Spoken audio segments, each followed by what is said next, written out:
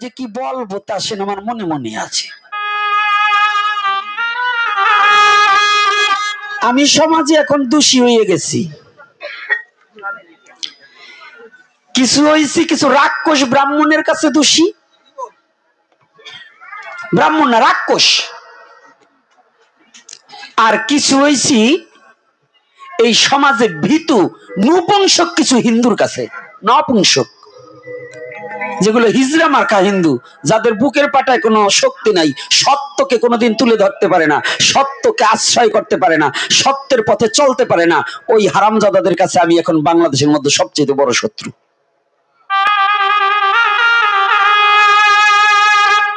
মানে যারা সত্যকে মেনে নিতে পারে না, ওদের কাছে আমি শত্রু। তো শত্রু হব। জ্ঞানীর কাছে জ্ঞানীর লাথি খেতেও ভালো লাগে, কিন্তু এই দোমুখে সাপ মির্জাফরের দল বেঈমানের কাছে চুমো খাওয়ার চেয়ে ওই শত্রু যদি জ্ঞানী হয় তার লাথি খেতে ভালো আছি, কিন্তু এই দোমুখ সাপের চুমো খেতে রাজি নেই। সেই দুমুখ জাতকারা সনাতন ধর্মে জন্মগ্রহণ করে নিজের ধর্মকে ভালো না বেসে নিজের ধর্মের আইন না মেনে অন্যকে নিয়ে লাফালাফি করে যারা। কথাটা বুঝতে পারছি? তো এজন্য আমি সবাইকে অনুরোধ করব, আজকে সনাতনী হলে করতালি দেবে, অন্য অন্য ধর্মের লোক থাকলে তাদেরকে শ্রদ্ধা জানাই, তারা বসে থাকবেন। আমার সনাতনে অন্য ধর্মের লোক আসতে কোনো বাধা নাই। তবে আমার সনাতন এমন একটা ধর্ম প্রত্যেকটা জাতিকে নিমন্ত্রণ দেয়। কি করে দেয়? আস্তে নিমন্ত্রণ দেয়, দেখবেন পোস্টারে লেখা থাকে জাতি ধর্ম বর্ণ নির্বিশেষে সকলে আমন্ত্রিত। আছে নাকি? আরে কথা বলেন না কেন? তাহলে আমাদের সবাইকে নিমন্ত্রণ দিতে হবে নাকি? মানুষকে ভালোবাসতে হবে। তো এটা যদি হয়, ধীরে ধীরে আজকের দিব পরিচয়, আস্তে একটু রাধা মাধব কীর্তন করতে হয়। তো এইবার কাদের কাদের হাত দিয়েছে ভগবান, হাতগুলো দেখি তো। সনাতনী হলে হাতগুলো টান করতে হবে একটু, জয় নিতাই গৌর হরি বল। আচ্ছা বেশ, এবার হাত যদি দেওয়া থাকে তাইলে একটু করতালি দিয়ে।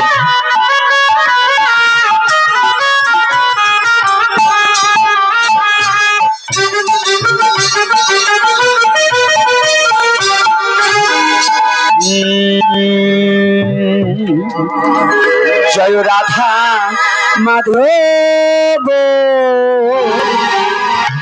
জয় কুঞ্জ বিহারী,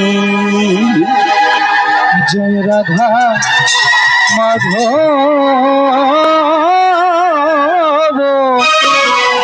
জয় কুঞ্জ বিহারী, জয় গোপী জনবল্লভ জয় গিরিবর ধারী, জয় গোপী জনবল্লভ জয় গিরিবর ধারী, জয় রাধা মাধব জয় কুঞ্জ বিহারী,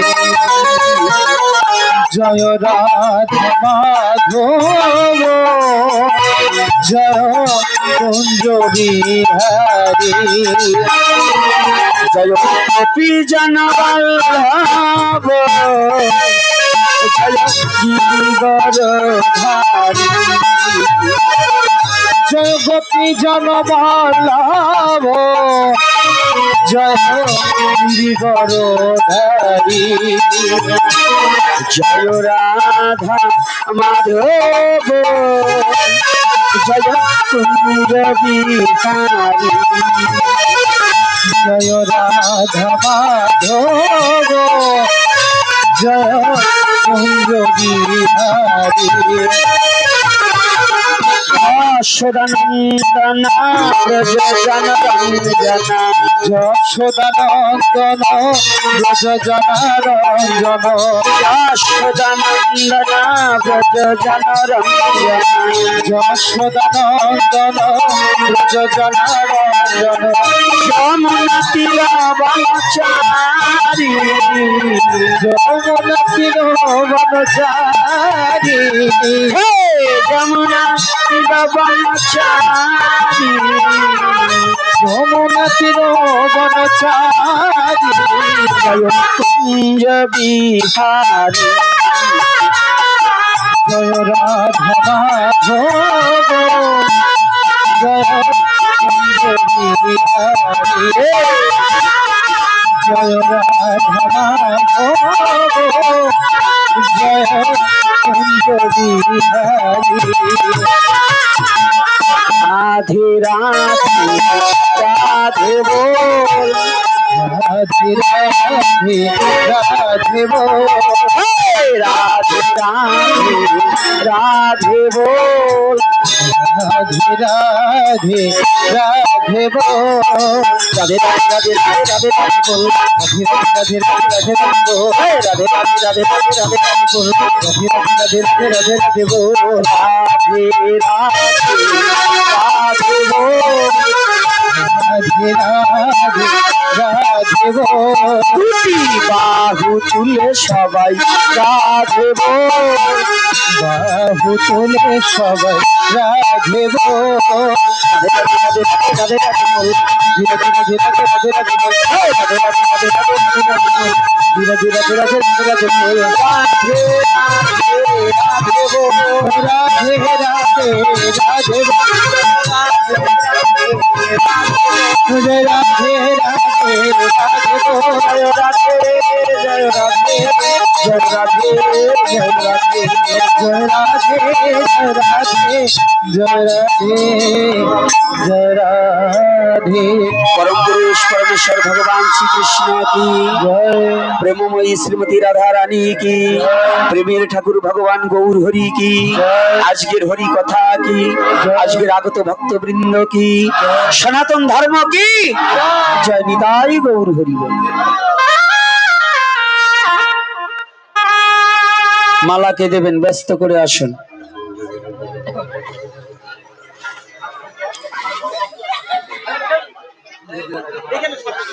এইখান থেকে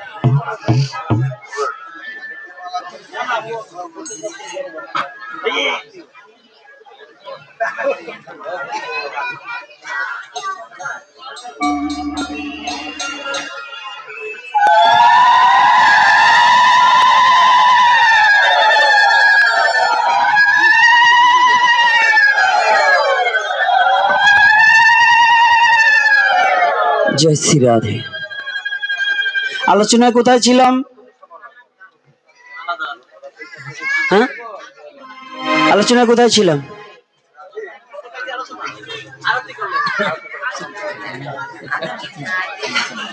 কবিতা।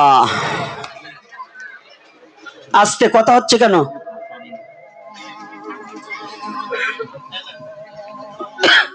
কথা হবে না। আর কোনো খাবার নিয়ে আসরে বসবেন না, কোনো বাচ্চাকে খাবার দিবেন না, শিক্ষা দিতে হবে বাচ্চাকে।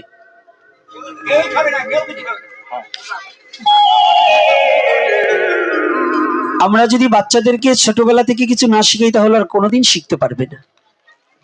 পারবে? তাহলে প্রথম শিক্ষার প্রথম স্টেপটাকে, এই মায়ের আমি চরণে হাত রেখে বলছি কথা বলবেন, আর যদি ভালো না লাগে উঠে চলে যাও।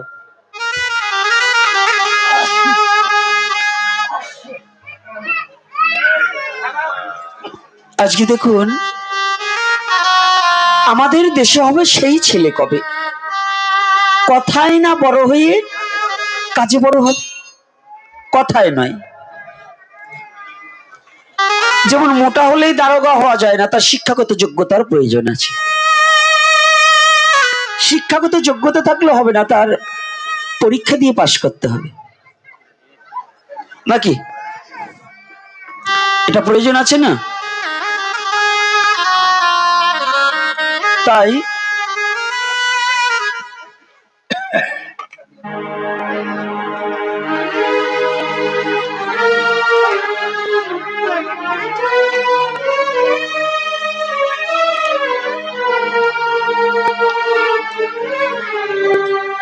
এইবার তাহলে যেমন পরীক্ষা দিতে হয়, আমাদের ভক্ত হতে হলেও তো ভগবানের কাছে একটা পরীক্ষা দিতে হবে, না কি বাবা? না শুধু মালা আর তিলক পড়লেই ভক্ত হয়ে যাব? মালা তিলক কিন্তু পড়লে ভক্ত নয়, এটা হচ্ছে ভক্তি জীবনের ক্লাসে ঢুকেছে, এটার ইউনিফর্ম। একটা কলেজ, একটা প্রাইমারি, একটা হাই স্কুলের ছাত্রদের ইউনিফর্ম থাকে না? আচ্ছা, সব ছেলে কি পাশ করে? তদ্রূপ মালা তিলক, মালা তিলক নিলে আপনি সাধু হয়ে যাবেন, আপনার ঘর ছেড়ে দিতে হবে। মালা নিলেই আপনি মাছ খেতে পারবেন না, মালা নিলেই আপনি মাংস খেতে পারবেন না, মালা নিলেই আপনার একেবারে বিয়ে করা বন্ধ হয়ে যাবে। এগুলো বিষ্ণুবাবু চমৎকার একটা কথা, মাঝে মাঝে বা দুই একটা মানে খোঁচা দেওয়ার জন্য উলট পলট লেখতো আগে, এখন আবার দেখলাম যে আজকের সিরিয়ালটা চমৎকার একটা কথা লেখছে, যে আমরা যে ভগবান থেকে এসেছি আবার যে যেতে হবে এ সম্বন্ধে দু চারটা কথা। তাহলে ভালো কথার মধ্যে দিয়ে আছে যে কথাটা প্রত্যেকটা জীবের একান্ত স্মরণের বিষয়। তো দেখুন, আমরা অনেকে ভয়ে ধর্মের কাছে আসতে চাই না, তাই না বাবা? বলুন, দেখবেন অসৎ চরিত্র লোকের বন্ধু বেশি, যারা দুষ্ট লোক তাদের মুখে মিষ্টি কথা বেশি। বলুন, একেবারে সত্য কথা বলুন।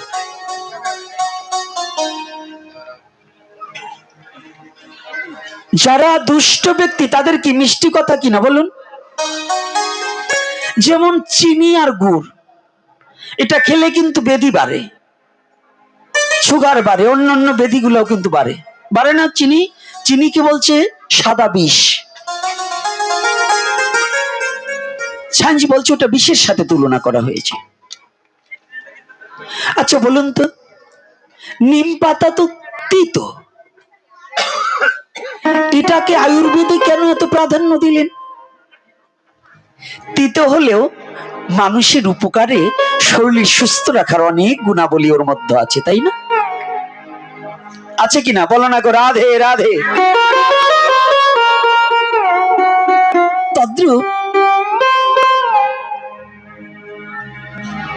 যারা দুষ্ট প্রকৃতির লোক, তারা মিষ্টি কথা দিয়ে সমাজকে, জাতিকে, ধর্মকে ভুলিয়ে অভিনয় করে যেতে পারে, কিন্তু তাদের সমাজ জাতির কোনো উপকার আসবে না, আরো নষ্টের পথে চলে যাবে। সেটা বলছি কেন জানো বাবা? আজকে যারা যুবক ছেলেরা এই উদ্যোগ নিয়ে আজকে মধুমাখা হরিকথার আয়োজন করেছে, বাংলাদেশের একজন এমন একজন পাঠককে ঠিক করেছে। আমি কিন্তু পাঠক নয়, আমি আগেও বলি এখনো বলি, আমার ভাষাবোধ জ্ঞান নেই, আমি শুধু বকাবকি করতে আসি। যেমন এমন একজন পাঠককে আগামী দিন তিনি আসছেন আন্তর্জাতিক খ্যাতি সম্পন্ন, আবার আন্তর্জাতিক বললেও ভুল হয়ে যায়। আজকাল আন্তর্জাতিক যে ঘরের পাশে নিজের বউ তারা চেনে না, তারাও এখন আন্তর্জাতিক লাগানো দিচ্ছে। পোস্টার লিখতে গেলে নিজের বউ তারা চিনে না যে উনি কে, অথচ আন্তর্জাতিক খ্যাতি সম্পূর্ণ বক্তা। এরকম আছে না? দুই একটা লাগানো দিচ্ছে না? এখন আমরা ভয় পাইতেছি। আগে জানেন ওই বিষ্ণুবাবু পুরাতন ঐতিহ্য, নতুন যৌবনের ছাপ পড়ছে বিষ্ণুবাবুর গায়ে। কারণ কি জানেন? আগে গড়ি খুলে তুই আসতো, আর এখন গড়ি হাতে আসছে, এখন গড়ি মানে মোবাইল হইছে। তো তদ্রূপ এখন মনে মনে ভাবছি, তাই সিঁড়ি সিঁড়ি এখন বাদ দিতে হবে, এই বলতে হবে যারা প্রকৃত পাঠক তাদের আর এখন এই পদবি টদবির দরকার নাই। তো আজকে এই আন্তর্জাতিক, তবুও বলবো তিনি সম্মানী ব্যক্তি, আমার শ্রদ্ধাভাজন পরম পিতা পরমেশ্বর ভগবান শ্রীকৃষ্ণের একান্ত আপনজন, আমাদের বাংলার প্রবাহমান ভাগবত বক্তা, যিনার কণ্ঠে হরিকথা শ্রবণ করার জন্য অধীর অপেক্ষায় মানুষ চেয়ে থাকে, তিনি বিল্লমঙ্গল দাস বাবা। এই বিল্লমঙ্গল দেবনাথজি আপনাদের হরিকথার মধ্যে দিয়ে আনন্দ দিতে পারে। আর আমার জীবনটা একটু উল্টো গতিতে। লিবাসটা সাধুর, কিন্তু আমার কর্মকাণ্ড সব অসুরের মতো। আমি বাবা সাধুদের মতো অত সুন্দর করে সাজিয়ে হরি কথা বলতে পারি না, তবে আমার এই অসুরত্ব বুদ্ধিটার মধ্য দিয়ে আমি চাই আমার জাতি, আমার বংশ, আমার কুল, আমার ধর্ম, আমার সমাজ, এটা যেন একটু জাগ্রত হোক, এটা যেন একটু জাগ্রত হোক। আমার যুব সমাজ যেন, যে কথাটা মূল আলোচনায় যাওয়ার আগে দুটো কথা বলে যাচ্ছি, আস্তে কথা বলবেন না। আমার ছোটবেলায় আমার বাবার গুরুদেব, আমার জ্যাঠামশাইয়ের গুরুদেব আসতেন। আমার বাবার গুরুদেব ছিলেন খুলনা কাথলি ভবতারিণী মুখার্জি। সামনেতে যাওয়া আসা বাচ্চাদের আর করাবে না। এবং কাশিমপুরে ছিলেন রাধেশ্যাম গোস্বামী, একজন বিদগ্ধ সরল প্রাণের লোক এবং সৎ মানুষ। ব্রাহ্মণ কুলে জন্ম হয়ে তার যে সততা, তার যে নিষ্ঠা, তার যে সৎ চরিত্র, এই যে দুজন ব্যক্তির নাম বললাম, এরকম বিরল খুব কম ছিলেন। যারা রাধেশ্যাম গোস্বামী মহাশয়কে চিনতেন আর খুলনা কাথলিতে ভবতারিণী মুখার্জি, এই দুজন ব্যক্তিকে যারা চিনতেন তারা জানবেন যে এই রাধেশ্যাম গোস্বামী কত সরল প্রাণ এবং কতটা ভালো মানুষের অধিকারী ছিলেন, যার বিন্দুমাত্র কোনো অহংকার এবং হিংসা ছিল না যার মধ্যে। তো এই আগে বৈষ্ণবরা এবং সাধুরা আসলে কিন্তু এই কয়টা চুল পাকা দাড়ি পাকা যে কয়টা ওনরা কুটুর কুটুর করে ঘরে বসে রাত 3টে বাজায় দিত। একটা যুবক ছেলে বসলে বলতো, এই তোরা এ বুঝবি না, যা যা যা ঘুমা গিয়ে। কি এটা করতো না? করতো কিনা? মাস বৈশাখ মাস, চৈত্র মাসেই বড় ধান কেটে ঘরে আনে। তো এই ধানের খেরের পালা বাইরা রয়েছে, হরিবাসর হয়েছে, গোসাই দুইজন আসছে। আমার জীবনের কথাটা একটু বলে নিচ্ছি, তারপরে যাব। কেন বলছি একটু শুনুন। একটা এক্সাম্পল দিতে হবে তো এক জায়গায় যেতে হলে। আমাকে ছোটবেলা থেকে সাধু বলতেন। তো গিয়ে চুপ করে বসে আছি, ওনরা কি বলে একটু শুনবো হরি কথা। মনের পিপাসা, সাধুরা কি বলে একটু আস্বাদন কর। সনাতন ধর্মের কত বড় কুসংস্কারতা। যখন কাজ হতো তখন আমাদের খুব আদর হতো। ছোট মানুষ তো, কাজ করতে হবে, ওই লাকড়ি টানতে হবে, জল আনতে হবে, রান্না সব গুছিয়ে দিতে হবে, উনুন কাটতে হবে, তখন আমাদের প্রয়োজন।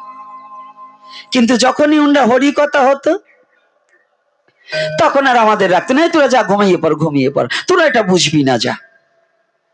তো এই বলে উঠানের উপর হরিবাসর হচ্ছে, তাড়িয়ে দিয়েছে। আমি একটু অন্ধকারে ঘুরে এসে ওই ঘরের পালার মধ্যে গিয়ে চুপ করে বসে আছি। তো এক জ্যাঠামণি লাইট মেরে প্রস্রাব করতে যাবে, যখন এই টর্চ লাইট মেরেছে দেখতে পাই আমার একটা ছেলে, আমরা দুজন বসে। তোমরা তাড়িয়ে দিয়েছে, আবার এসে বসে রয়েছি অন্ধকারে। ওনার খুব রাগ হয়েছে। আসরিবিতে যেই বলছে, দেখো আমাকের ছেলে কত বড় খারাপ, হ্যাঁ তাড়িয়ে দিলাম তারপরও যায়নি, খড়ের গাদার মধ্যে বসে আছে। বাবা উঠে এসে আমাকে মারলেন। হরি কথা তেমন বুঝতাম না, জানতাম না। সাধু সঙ্গ কি জিনিস তখন হৃদয় মাঝে জানি না, কিন্তু লালসা ওনরা কি বলে তাই শ্রবণ কর। যদিও বয়সে ছোট, কিন্তু সেদিন একটা হৃদয় মাঝে একটা জাগ্রত চেতনা উদ্বুদ্ধ হলো। গোবিন্দ, যদি কোনোদিন তুমি একটু সময় দাও, যদি কোনোদিন এই পথে তুমি টেনে নাও, এই সমাজের যুব সমাজকে যারা অবহেলিত করছে তাদেরকে তুমি আমাকে একটু কাছে আনি, যেন তোমার কথা তাদের কর্ণকুহরে দিতে পারি, এই সুযোগটা একটু করে দিই। হরি বল হরি বল।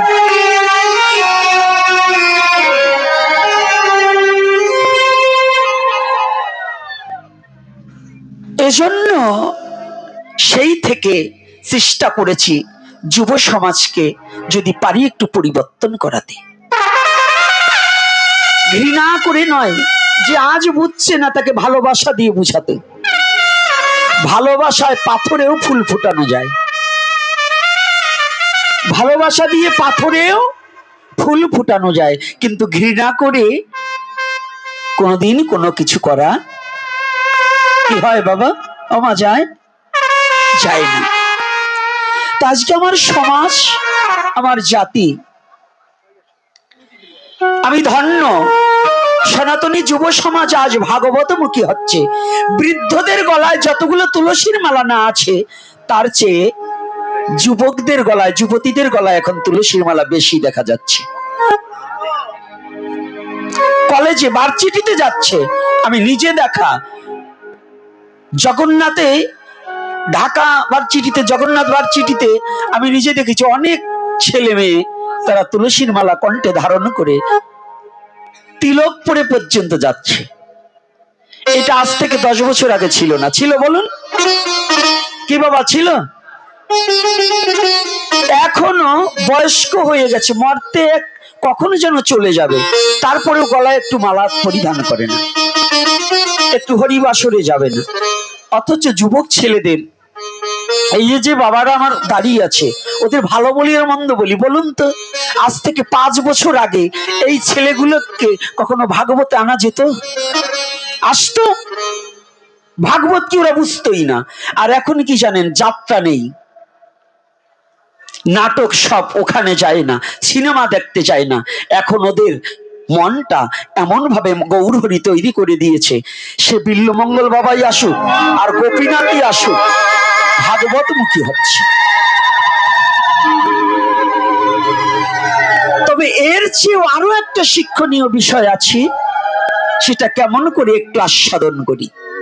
অমৃতস্য পুত্রয়া, প্রত্যেকে অমৃতর পুত্র, যে যেখান থেকে ভগবান থেকে এসেছি, ভগবানের অংশকলা প্রত্যেকটা জীবের মধ্যে আছে। তো আমরা কোথা থেকে এসেছি? ভগবত ধাম থেকে এসেছি, আবার সেখানে যেতে হবে, সেই গোলক। আমরা কিন্তু বেশিরভাগ শ্রাদ্ধে প্রার্থনা করি, স্বর্গ কামনা করি, আর একটা কামনা করি বৈকুণ্ঠ ধাম, নাকি? আপনি শ্রাদ্ধ করেন আর দান ধ্যান যত করেন, স্বর্গটা কিন্তু ভালো কিছু নয়। স্বর্গে গিয়ে আবার ফিরে আসতে হবে। একজন চাকরি করে 35 বছর তার চাকরির বয়স, রিটায়ার্ড হয়ে গেলে তার আবার কিন্তু গৃহে ফিরে আসতে হয়, তাই না? অবসর হয়ে গেলে আসতে হবে না? তদ্রূপ স্বর্গে আপনি যতটুকু পুণ্য সঞ্চয়িত করেছেন, পুণ্য যখন শেষ হয়ে যাবে, স্বর্গের থেকে লাথি দিয়ে বের করে দেবে। কথাটা কি বোঝা যাচ্ছে? রাধে রাধে, বোঝা যাচ্ছে তো? কিন্তু একজন ব্যক্তি স্বর্গ চাই না।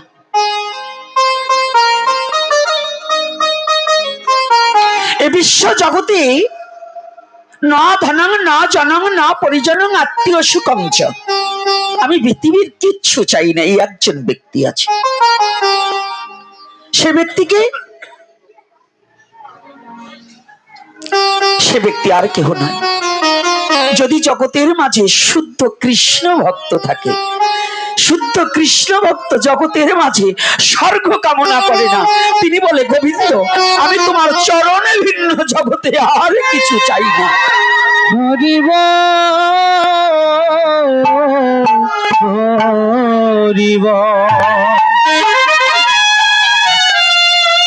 এ বিশ্ব জগতে আমি তোমার চরণে ভিন্ন আর আমি কিছু চাই না।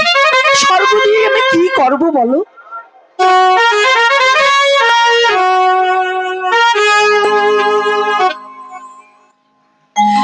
যে স্বর্গে গেলে তোমার ভজন করা চাই না, যে স্বর্গ সুখ ভোগ করলে তোমার চরণ থেকে বঞ্চিত হয়ে যেতে হয়, আমি ওই স্বর্গ চাই না।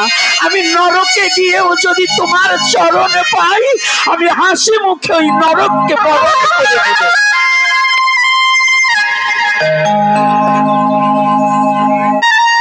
আমি স্বর্গ চাই না।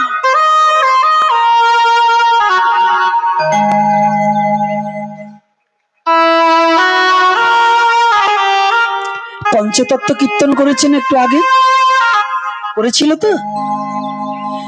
পঞ্চতত্ত্বের মধ্যে কি একটা নাম আছে, সেন শিবানন্দ। তিন পুত্র সঙ্গে নাচে সেন শিবানন্দ। শিবানন্দ ব্রাহ্মণের ছেলে।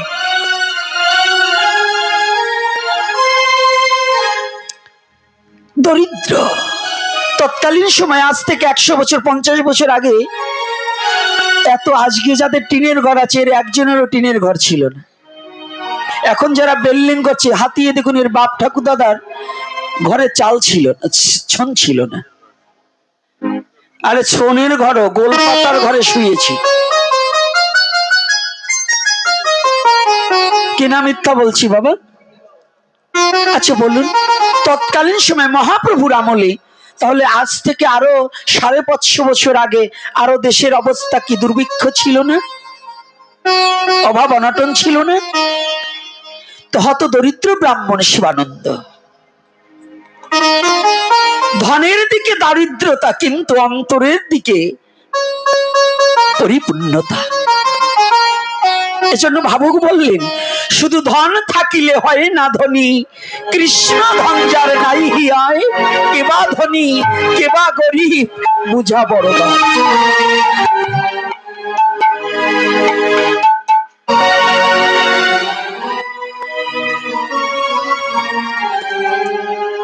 টাকা অর্থ সম্পদ থাকলে তাকে ধনী বলে, ধনী হতে পারে,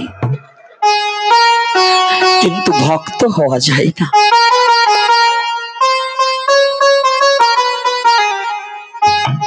টাকা থাকলে ল্যাপ তোষক কেনা যায়, খাট কেনা যায়, কিন্তু ঘুম কেনা যায় না।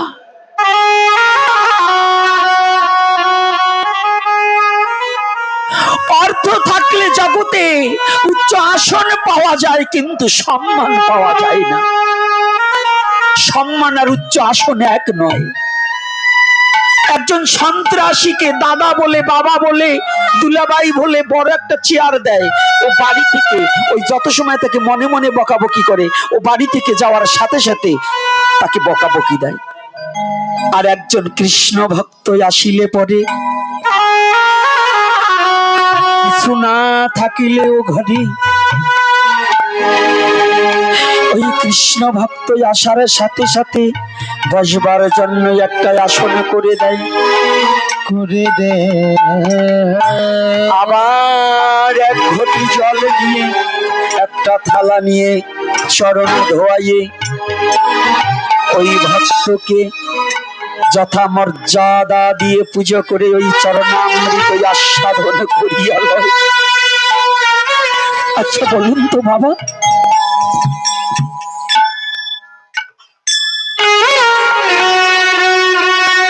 একজন রাজার সম্মান আর একজন ভক্তের সম্মান কি জগতে এক হতে পারে?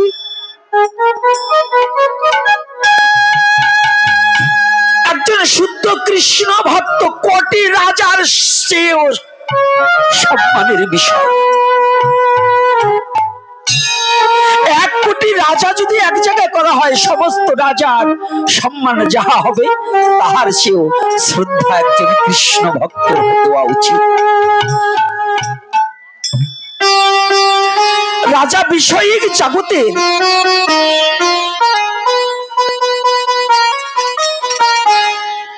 রাজা বিষয়িক জগতের বিষয় চিন্তায় মাতোয়ারা করতে পারে, কিন্তু আমার মুক্তির পথ কখনো খুঁজে দিতে পারবে না। একমাত্র মুক্তির পথটা খুঁজে দিতে পারে যদি জীবনে কোনো বৈষ্ণবের সঙ্গ করা যায়, যদি কোনো বৈষ্ণবের সাথে দেখা হয়। ভ্রমিতে ভ্রমিতে কোনো ভাগ্যবান জীব গুরু কৃষ্ণ প্রসাদে পায় ভক্তি লতা বীজ।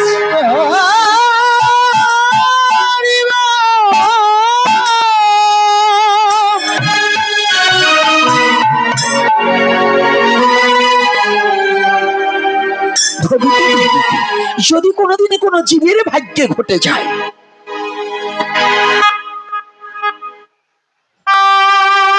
এই যে যতজন এসেছেন এর মধ্যে কে বৈষ্ণব আমার চিনার কায়দা নেই। হয়তো এই ধামে আজকে কারো না কারো রূপ ধরে পরমপিতা পরমেশ্বরের কোন অনুচর এখানে এসে বসে থাকতে পারে, পারে না বাবা? ওমা পারে না? তাহলে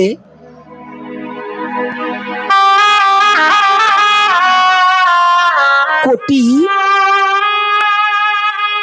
রাজা আর একজন কৃষ্ণ ভক্ত, তবু কৃষ্ণ ভক্তের চরণের একটা ধূলিকণা সমজ্ঞান ওই কোটি রাজার মধ্যে সম্মান পাবে না।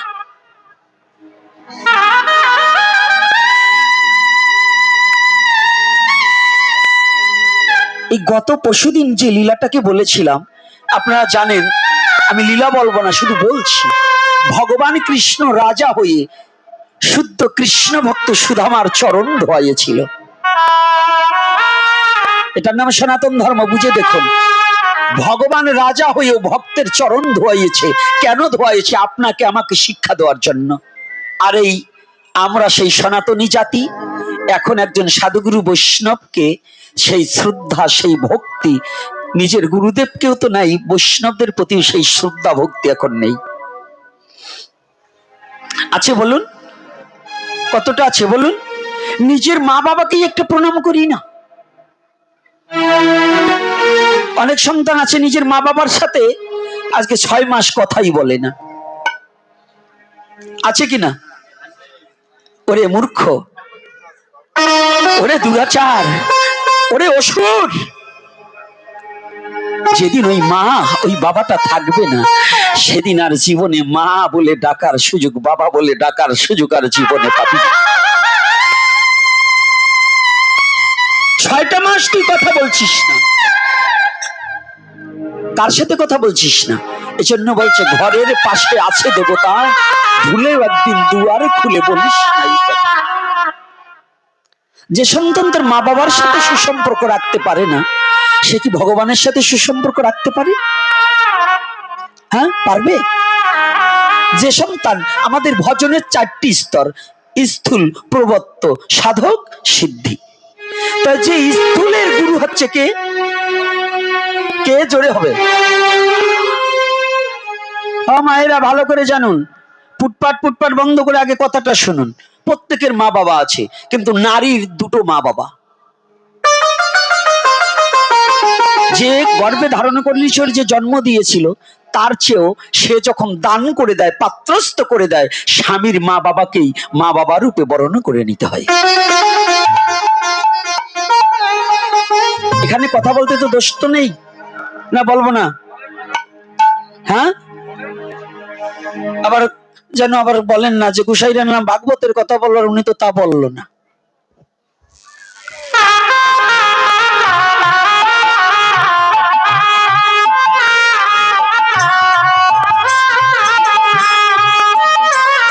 আমার কথাটা হচ্ছে ভাগবত। আমি গোপীনাথ চেষ্টা করছি, যদি মহাপ্রভু আপনাদের চরণ ধুলি শিরে থাকে, দেখি কিছু ভক্ত ভাগবত তৈরি করা যায় কিনা।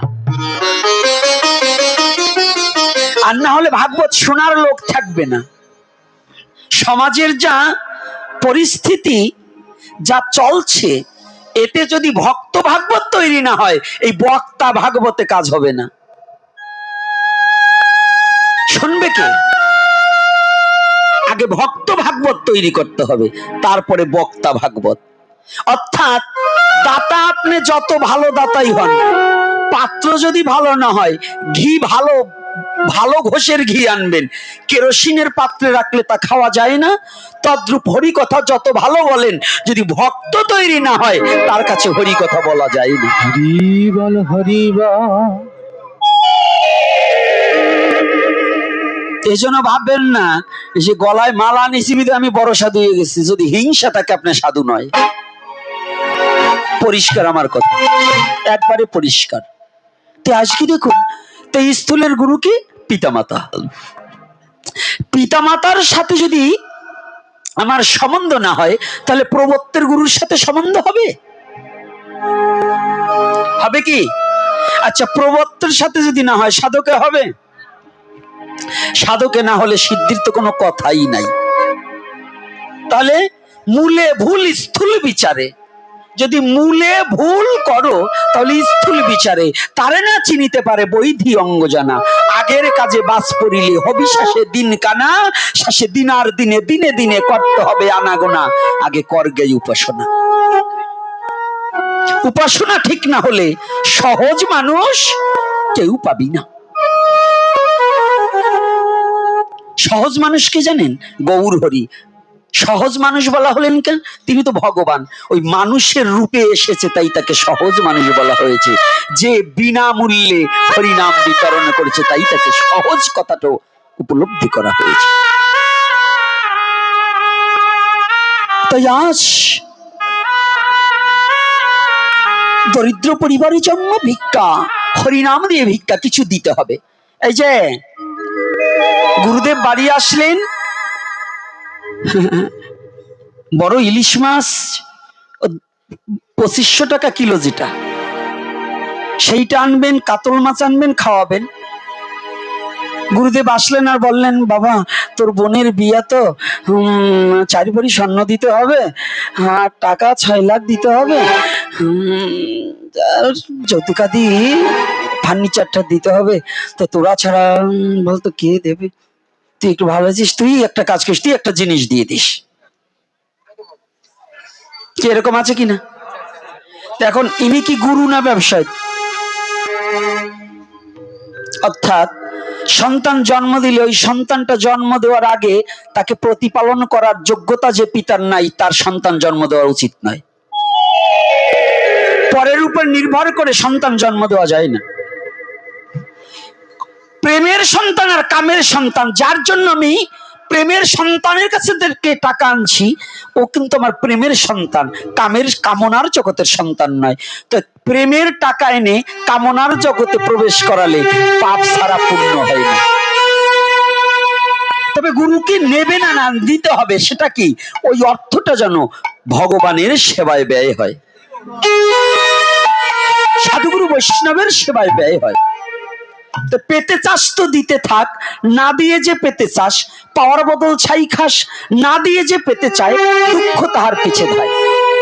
গুরুদেবেরও শিষ্য বাড়ি খেতে হলে একটু হরি নাম অন্তত করে খেতে হবে। রাধে রাধে। এই যে আপনারা তো এক জায়গায় বৈষ্ণব সবাই গেলে পরে মায়েরা ড্রেস দিয়ে শাড়ি পরে যান, আর খালি গ্রাম বইরে ঘুরে বেড়ান, আত্মীয় পাতান, আর ওই বৈষ্ণব সবার রান্নার ওখানে এক গ্লাস জল আনতে যান না, খালি বান্ধবী পাতান। বৈষ্ণব সবাই গেলে যতটুকু পারেন একটু কর্ম করে খেতে হবে। বিনা কর্মে খেতে হলে ঋণী হতে হয়। এজন্য কেমন কর্ম? আপনার প্রতিটা বৈষ্ণব সেবা ধর্মীয় অনুষ্ঠানে যেতে হলে আপনি যতটুকু পারেন একটু ঝাড় দিন, একটা পাতা একটা ভক্তের সম্মুখে দিন, একটু জল এগিয়ে দিন, ওই রান্নার কাছে গিয়ে একটা লাঠি ঠেলে দিন, ওই রান্নাটা একটু আগিয়ে দিন। কি কর্ম করা উচিত কিনা? সনাতন ধর্মের শ্রীমদ্ ভগবদ গীতায় কর্মযোগ আছে কিনা? পাইলেই খাওয়া যাবে না। আজকাল কিছু নামযজ্ঞ হলে পরে কি করে জানেন? নামযজ্ঞের বাড়িতে তো রান্না অহরহ চলে, ওই আশেপাশের লোক অনেক আছে, নাম শুনবে না, ও বাড়িতে বসে নাম শুনবে না, একবার ওই 2 ঘন্টাও নাম শুনবে না। দেখবেন যখন খাওয়ার সময় হবে, খাবে তো আবার টিফিন করির বাটি বইরে বাড়িতে নিয়ে রাখবে, রাত্রের যাতে রান্না না লাগে। আছে না? এইটা একেবারে পাপের কাজ। আমি বলবো আজকে দুটো না বলে যাব না, বলবো না বাবারা, কি বলো? আবার কেউ কেউ ব্যথা পাচ্ছে না তো? মা ব্যথা পাও নাকি? আবার না পাইলেও তো বলবার পারবা না। ওই যে কটা বাটি ভরা লোক, তারা তো ভাবতেছে যে আমি যে বাটি ভরি, বাবা জানলো কেমনি? বিভিন্ন জায়গায় যাইতো, কি বিষ্ণু বাবু এরকম করে না? তো এইবার দেখেন গাই কিন্তু আজকে আপনার উপরেই যাবে। তো এইবার দেখুন, অন্তত নামযজ্ঞের আসরে 12 বাড়ি ভিক্ষা করে আনা হয় না, কালেকশন করে আনা হয় না? ওই অন্নটা আমার গ্রহণ করতে হলে কিসের জন্য তারা ভিক্ষা করে? কিসের জন্য? নামযজ্ঞের জন্য, বৈষ্ণব সেবার জন্য। তা আপনার ওই অন্ন খেতে হলে একমাত্র বেদিগ্রস্ত ব্যক্তি ভিন্ন সুস্থ শরীরে ওইখানে প্রসাদটা পেতে হলে অন্তত 2 ঘন্টা নাম শোনার দরকার আছে। খেতে কোনো নিষেধ নেই, আপনি খাবেন। আরে প্রসাদটা তো ভগবান কৃপা করেছে আপনাকে দেওয়ার জন্যই, কিন্তু আপনি একটু ভগবানের নামটা শ্রবণ করে আস্বাদন করুন। 2 ঘন্টা নাম শ্রবণ করে আপনি আহার গ্রহণ করুন, তাতে 2টো কৃপা হবে। ওই নামের কৃপা হবে, প্রসাদের কৃপা হবে। আর যদি সাধুগুরু বৈষ্ণবের চরণে গড়াগড়ি দিতে পারেন তাহলে বৈষ্ণবেরও কৃপা হয়ে যাবে। হরি বল হরি বল।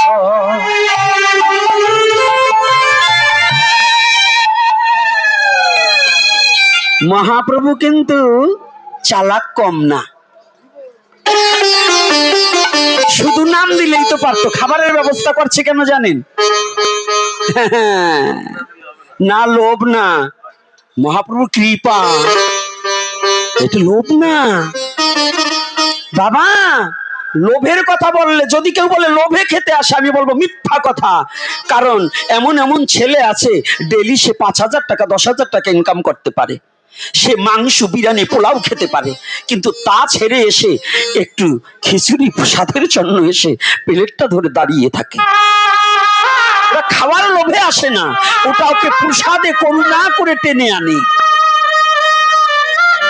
প্রসাদে করুণা করে টেনে আনে। তাহলে সনাতন ধর্মের নীতিটা কেমন দেখুন।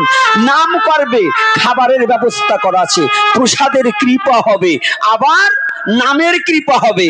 আর ওই আসরে আপনি যখন নাম শুনবেন, নামে বিভোর হয়ে যখন ওই ভক্তের চরণধুলি অঙ্গে মাখবেন, তখন ভক্তের কৃপাও আপনার অঙ্গে লেগে যাবে। তাহলে কি 1-এর মধ্যে 3। রাধে রাধে। 1-এর মধ্যে কত কায়দা আছে না বাবা?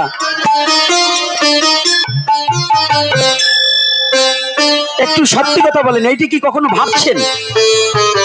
হ্যাঁ, এটা আমরা অনেকেই ভাবি নাই, আমিও আগে ভাবি নাই। এটা সনাতন ধর্ম, কায়দা না থেকে পারে। তাহলে দেখুন 1-এর মধ্যে 3 লুকায়িত আছে। 1-এর মধ্যে 3, এই যে বসেছেন, যত বড় কামিক চিত্ত ব্যক্তি হোক, যদি এই হরি কথা এক চিত্তে শ্রবণ করে, তার কাম জ্বালা এই যতটুক সময় বসে থাকবে এতটুক সময় তার কামনা থাকবে না, থাকবে না, থাকবে না। চ্যালেঞ্জ করে বলতে পারি। তাই আজ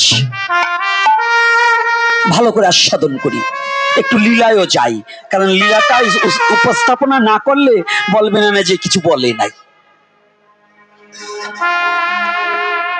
আজকে সেন শিবানন্দ 3 পুত্রকে 3 জোড়া করতাল ধরিয়ে দিয়েছে।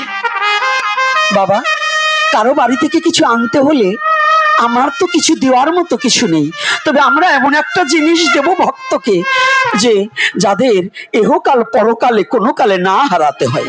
হরি বল হরি বল। সেটা কি? করতাল ধরিয়ে বলছে, যা ওই নগরে একটু হরিনাম করে, কিছু হরিনাম করবে, তারপরে যা কিছু দেবে তাই এনে ভগবানকে ভোগ লাগিয়ে প্রসাদ পাবো। আচ্ছা বলুন তো, নাম এহকালেও প্রয়োজন, নাম প্রয়োজন আছে কিনা? যে ধর্মের লোক হোক তারই সেই ধর্মের নাম প্রয়োজন আছে না, আছে কিনা? ইসলাম ধর্মের লোক, তার ধর্মের যে নাম সেইটা তার প্রয়োজন, তার কলেমা প্রয়োজন। আমি সনাতনী, আমার হরি নাম প্রয়োজন। ওই খ্রিস্টান ধর্মে তাদের নাম আছে না, বৌদ্ধ ধর্মে আছে না। পৃথিবীতে নাম প্রয়োজন নাই। ওই যে একজন বলে যে কি জানো, আবার বলে যারা ধর্ম মানে না তাদের কি বলে? কে বলছে নাস্তিক? এই পৃথিবীতে নাস্তিক বলতে আমি, নাস্তিক ছাড়া কোনো কেউ না। নাস্তিক কি নাই, আমি নাস্তিক ছাড়া। কারণ আমি মুখে যা বলি কাজে তা করি না, তাহলে আমি নাস্তিক। আর যাদের আমরা নাস্তিক বলছি ওরা একটাই বিশ্বাসী, ওরা শক্তিতে বিশ্বাসী, কর্মে বিশ্বাসী। আমাদের মতো এইরকম ধর্মীয় ধূপকাঠি না জ্বালালে পরেও ওরা একজনকে বিশ্বাস করে। কিন্তু আমরা যে ছলনাময়ী সাধু সাজি যদি শয়তানি করি, ধর্মের লিবাস পরে যদি বন্ডামি করি তাহলে কিরা নাস্তিক কি আমি নাও? এ কথা বলেন না কেন?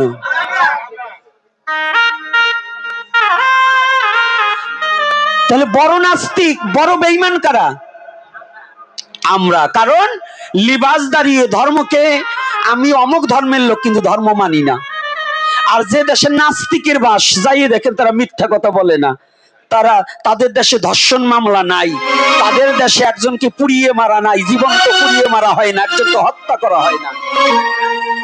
আর আমাদের এই বাংলাদেশে এত ধার্মিক, এত সনাতনীদের মন্দির আর নামযজ্ঞ বাড়িয়ে গেছে, ইসলাম ধর্মের মসজিদ মাদ্রাসা বাড়িয়ে গেছে, এই সনাতন ধর্মের নামযজ্ঞ এখন যা হচ্ছে এত গণ নামযজ্ঞ ছিল না। ছিল না কি বলুন? যে দেশে এত ধার্মিকের বাস সেই দেশে আবার তাজা মানুষ পুরাই মারে, ছোট ছোট শিশু মেয়েদেরকে ধর্ষণ করে, তাইলে এইগুলো ধার্মিক না বন্ড? এইবার আসতে কনকে এখন জোরে শক্তি হয় না। আবার ওই পাশের তে কয় যে আমরাও তো আবার কইরি বসতে পারি, এই জন্য জোরে কই না।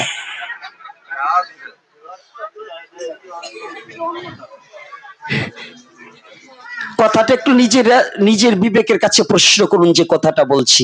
যদি এত ধার্মিক হই, ধর্ম করে যদি এত যুদ্ধ করতে থাকি, তো ধার্মিক কি করে ধার্মিকেরা আমরা ধর্মের নামে একজন মানুষকে পোড়াতে মারি?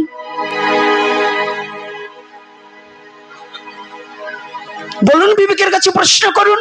এ কথা বললেই গোপীনাথ ভালো না, গোপীনাথ ভাগবতের কথা বলে না, এটা ভাগবতের কথা না।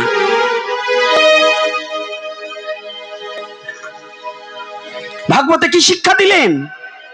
প্রেম ভক্তি শিক্ষা দিয়েছেন।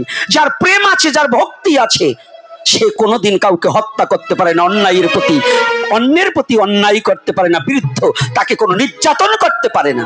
আস্তে, সামনে বসে কথা বলবেন না। যদি কোনো ব্যক্তি আসে তাকে বসতে দিবেন, কিন্তু কথা বলবেন না। সামনে নড়াচড়া করলে দৃষ্টি নষ্ট হয়ে যায়। তাহলে বলুন, এটাকে আমরা ধার্মিক না ধর্মের নামে ভণ্ডামি করছি? অধিকাংশ শতকরা, যদি আমি বলি বাংলাদেশে ধর্ম নিয়ে, বাংলার বুকে যত ধর্ম নিয়ে আমাদের চলছে, এই যুদ্ধ চলছে এবং ধর্ম নিয়ে যত বাড়াবাড়ি চলছে, প্রকৃত পক্ষে যদি এর অর্ধেক কয়টা আমরা ধার্মিক হতাম, তাহলে এই বাংলাদেশে কোনোদিন মারামারি দ্বন্দ্ব হতো না, কারোর হাতে কেউ খুন হতো না, তাহলে আমরা কি করছি? যে জাতি আসুক, আমি মানব জাতির কথা বলছি, আমি কোনো ধর্মের কথা বলছি না। মানব জাতি যদি সৎ প্রকৃত ধর্ম পালন করত, তার হাতে অন্য একটা মানুষ কোনোদিন খুন হতে পারে না। তাহলে এই মানুষরূপী জানোয়ারগুলো থেকে নিজেকে রক্ষা করার দায়িত্ব ওইটা ভগবান না আপনার হাত দিয়েছে, পা দিয়েছে, চোখ দিয়েছে, কান দিয়েছে, নাক দিয়েছে, বিবেক দিয়েছে, বৈরাগ্য দিয়েছে। আপনি ঘরে বসে থেকে শুধু ধর্মের মালা জপলে আপনার বাবাকে কেউ রক্ষা করে দেবে না। ভগবান কিনা দিয়েছে আপনাকে, আপনার অন্যায়ের বিরুদ্ধে রুখে দাঁড়াতে হবে। অন্যায় যেখানে আছে তার প্রতিবাদ করতে হবে, তবে আপনি ধার্মিক হতে পারবেন, না হলে নয়। যদি অন্যায়ের বিরুদ্ধে রুখে না দাঁড়াতে পারেন, ভগবান কৃষ্ণ অর্জুনকে কেন যুদ্ধ করার নির্দেশ দিলেন? ভুলে গেছেন? গীতা খালি শুধু বাংলাদেশে গীতা স্কুল ওই রকম গীতা স্কুল নিয়ে নাচলে কাজ হবে না। গীতায় যা বলছে সেটাকে প্রস্ফুটিত করে প্রতিটা ভক্তের হৃদয় মাঝে জাগ্রত করে দিতে হবে, তবে যদি গীতা পাঠ করা সার্থক হয়, তবে যদি গীতা স্কুল সার্থক হয়। রাগ করছেন নাকি?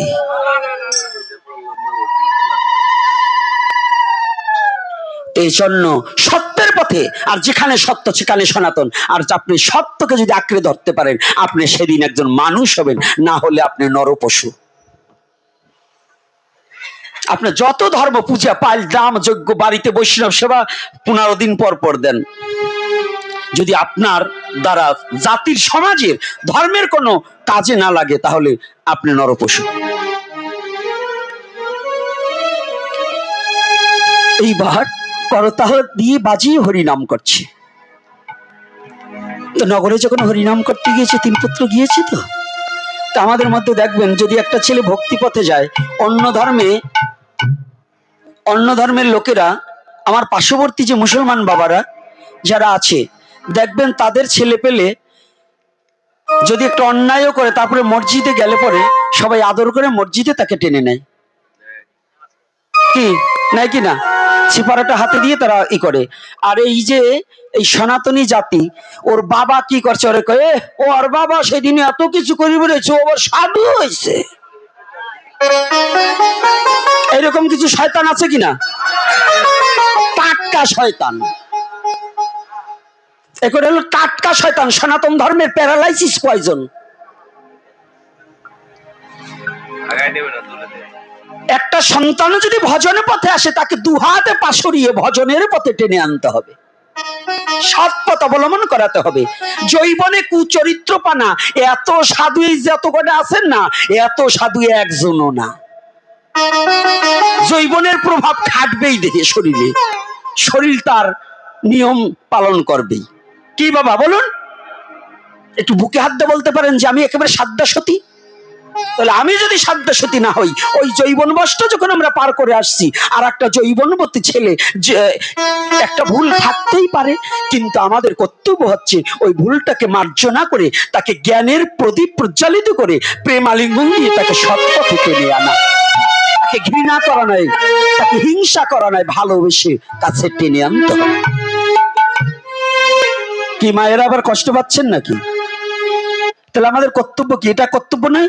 নারী পুরুষ সবার ভুল একজনের হতে পারে, ভুলটা নিয়ে সমালোচনা না করে তাকে সৎ পথে টেনে আনা, এটাই একটা ধর্ম নাকি?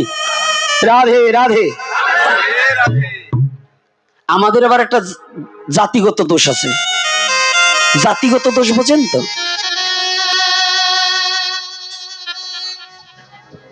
10টা কলেজের ছাত্র এক হোস্টেলে এক রুমে থাকতে পারে, কিন্তু আমাদের 5 জন সাধু এক রুমে থাকতে পারে না।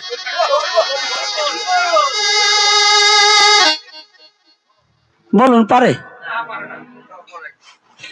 সাধুগো 2টে শিং আছে, আপনার আছে নাকি? আবার থাকলেও এই শিং 2টে সাধারণ চোখে দেখা যাবে না, চশমা লাগাইলেও দেখতে পারবেন না। এই শিং 2টা কি জানেন? একটা হিংসা আর একটা নিন্দা। বলো না গো রাধে রাধে। তাহলে 2টো শিং কি? একটা হিংসা আর একটা নিন্দা। এই 2টা শিং যত সময় না কর্তন করা হবে তত সময় পর্যন্ত আমি সাধু নই।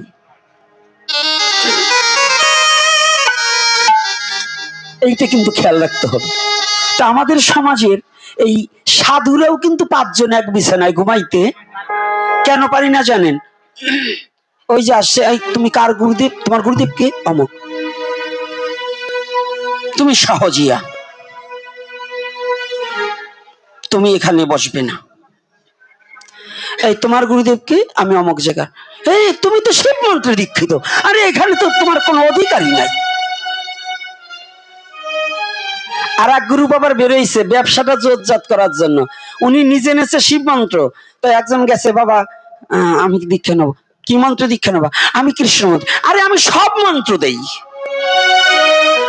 এই একটা টিম বেরিয়েছে, ওরা কৃষ্ণ মন্ত্র দেয়, শিব মন্ত্র দেয়, কালী মন্ত্র দেয়, ওরা সব দেয়।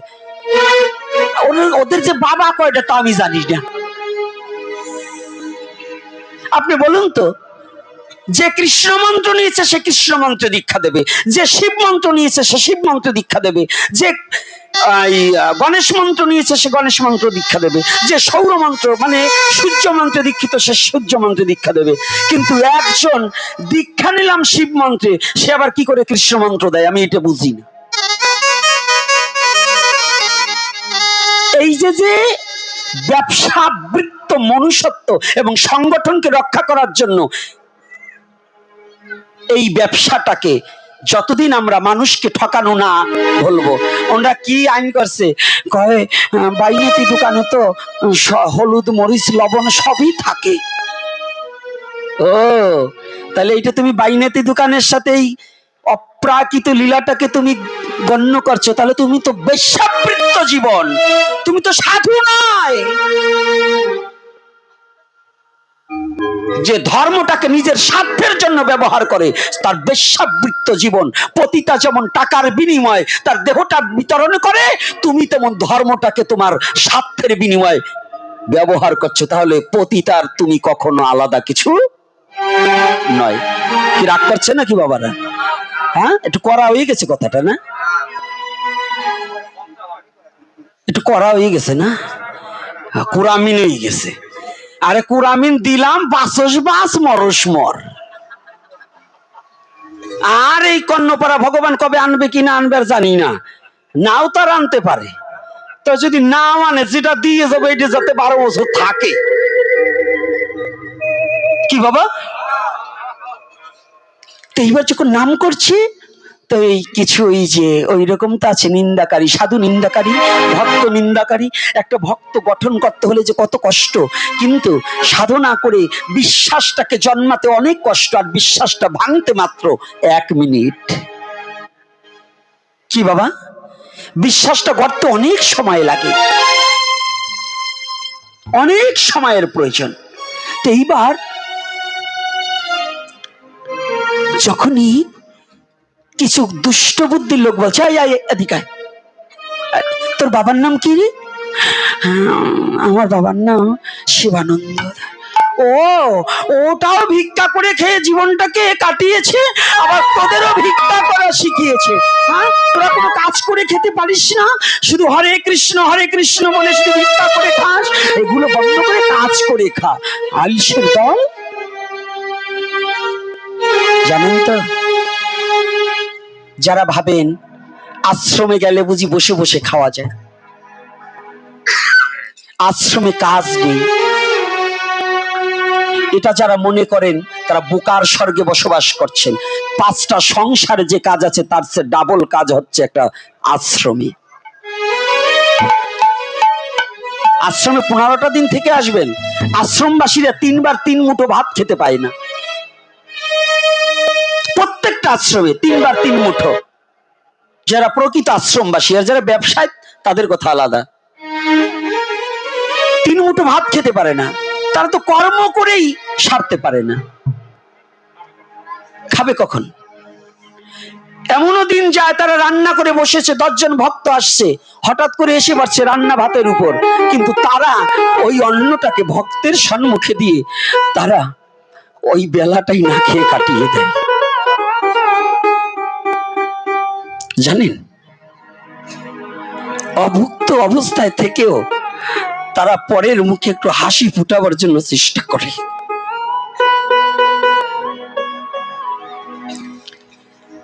এহেন ভাবে শুদ্ধ কৃষ্ণ ভক্ত চলে, তবু নিজের সুখটাকে চাই না। জানেন, বৃন্দাবনের মাঝে আমার নিজের চোখের দেখা সাধু কারে বলে, এই ছেলেটা ছিল, ড্রেনের নোংরা আসছে, নোংরাটা আটকে গিয়েছে। মুরারি মোহন থেকে ওই পাশ দিয়ে যমুনার দিকে ড্রেন, নোংরা আসছে, মলমূত্র আসছে, তো এই মলমূত্র গুলো আটকে গিয়েছে। একজন সাধু বাবা, গায়ে মাংস নেই,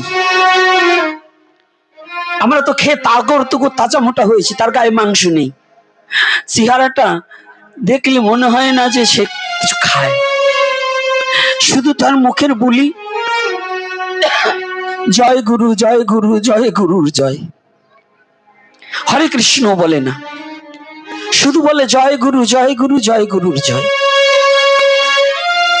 আমি যমুনার পাড়ে যাচ্ছি, দেখতে পেলাম 2 হাত দিয়ে নোংরা গুলো তুলে তুলে পরিষ্কার করে দিচ্ছে ড্রেনটা।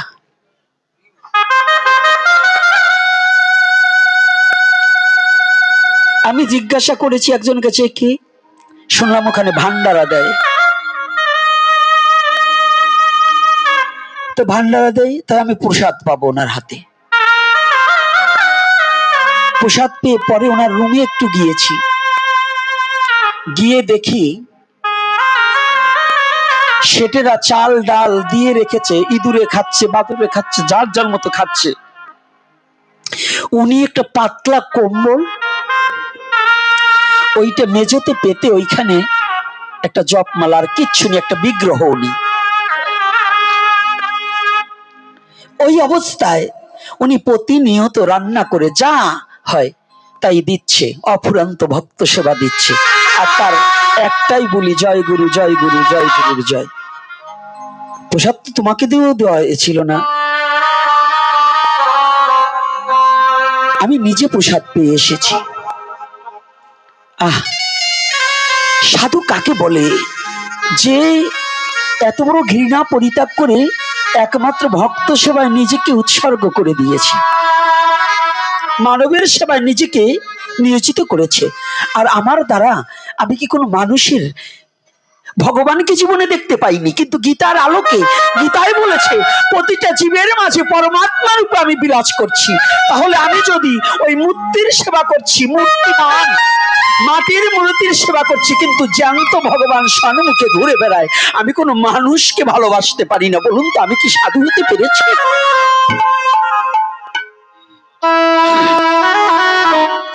সাধু নিন্দা, সাধু চর্চা কত করি।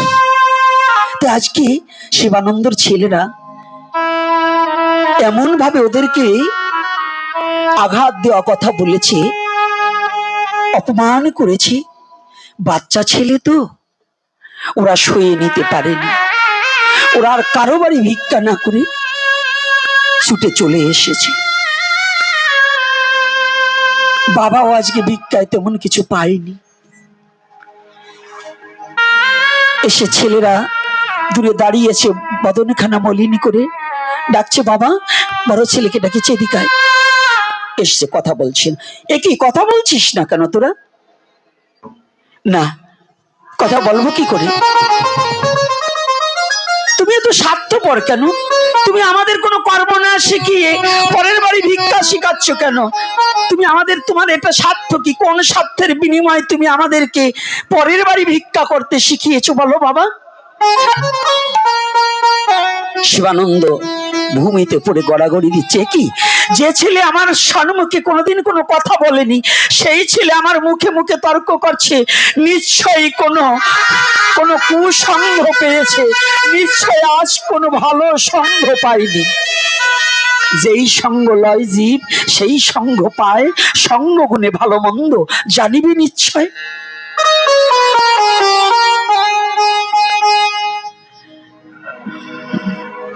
বাবা এ কি এরকম করে কথা বলতে? না না বাবা, তুমি বলো তোমার কোন স্বার্থের জন্য তুমি আমাদেরকে করতালবাজি হরি নাম করা শিখিয়েছো? আমাদের কোনো হাতের কাজ শিখাতে পারতে না?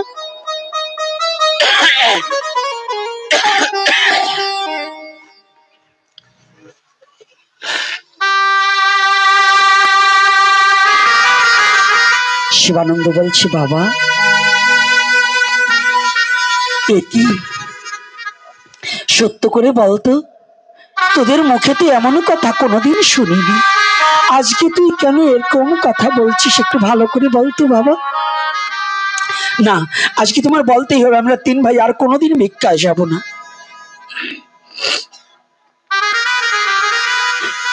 বাবা তোদের নিয়ে বড় আশা করেছিলাম, আমি জীবনে ভেবেছিলাম আজ না হোক কাল, কাল না হোক পশু, একদিন তো মায়ার জগৎ ছেড়ে আমার চলে যেতে হবে। আমি তো চিরদিন থাকতে পারবো না। আমি ভেবেছিলাম আমি চলে যাওয়ার পরে আমার এই রাধা মাধবের দায়িত্ব কার কাছে দেব? তবু তোরা তিনটি পুত্র, আমি চলে গেলে তোরা আমার রাধা মাধবের সেবা করতে পারবি।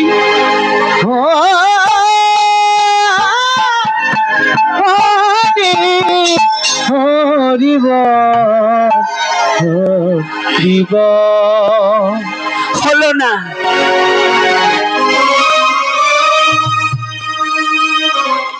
হলো না, আমার জীবনে আর হলো না রাধা মাধবের সেবা, কারণ আমি যে তোদের দ্বারা করাবো সেটা আমি ব্যর্থ হয়ে গেলাম। ও তুই না বললি, তুই না বলেছিস যে আমার কোন স্বার্থ? একটিবার শোন, আমার স্বার্থের জন্যই তোদের হরিনাম শিক্ষা দিয়েছি। এ জগতে স্বার্থ ছাড়া কেউ কাউকে কিছু দেয় না রে।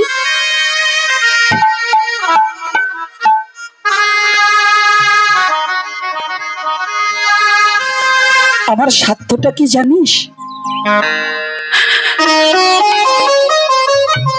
পুত্র হলে দুঃখ যায় শাস্ত্রের লিখো,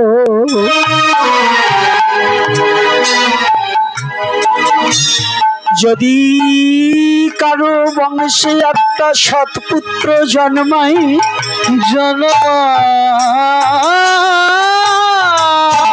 সৎ পুত্রের দ্বারা পিতা মুক্তি পেয়ে ভগবানের চরণে যায়, চরণে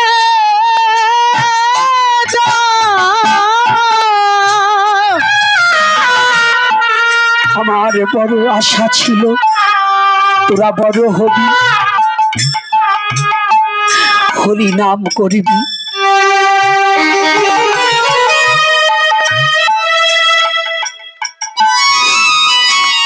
আর যখন আমার জীবনে বেলা অবসানে ঘটে আসবে, যখন পৃথিবীর মায়া ত্যাগ করে আমি রওনা দেব, আমার স্বার্থ শুধু এতটুকু, আমার প্রাণ পাখি যখন চলে যাবে, সেদিন পুত্র হয়ে তোদের কাছে আমার মিনতি যে তোরা একটু কর্ণে মধুমাখা হরি নাম শোনাবি। হলো না, আমি তোদের হরি নাম শিক্ষা দিয়েছিলাম এ কারণে, সেদিন আমার হৃদয় লগন ঘনিয়ে আসবে,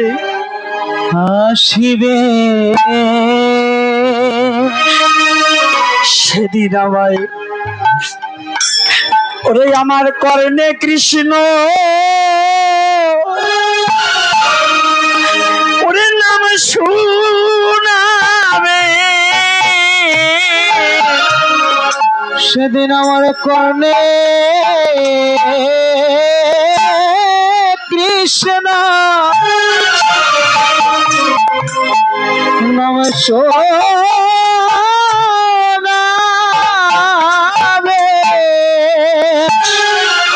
আমার কর্ণে কৃষ্ণ কৃষ্ণ নাম শুনাবে, কর্ণে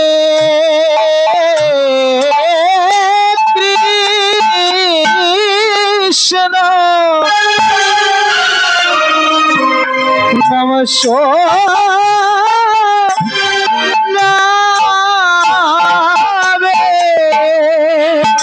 ওরে যেদিন আমার যাব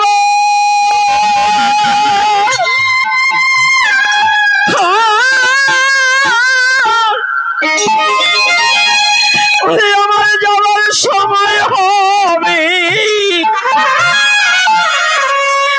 সেদিন আমার কর্ণে কৃষ্ণ নাম শোনাবে, যেদিন আমার যাওয়া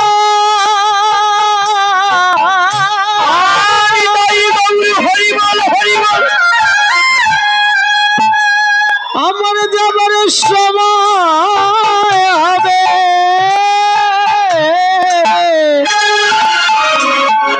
সেদিন আমার কর্ণে কৃষ্ণ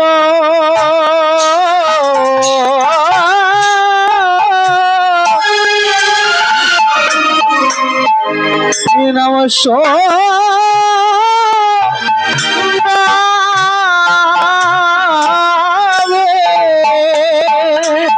সেদিন জীবের হরি নাম বিনে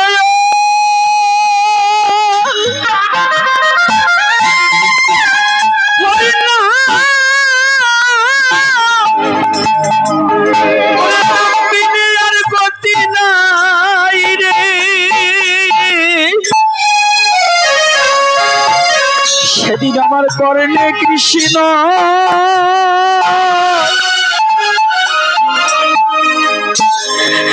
নাম শোনাবে,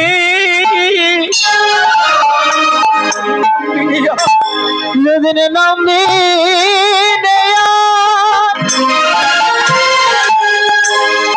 নাম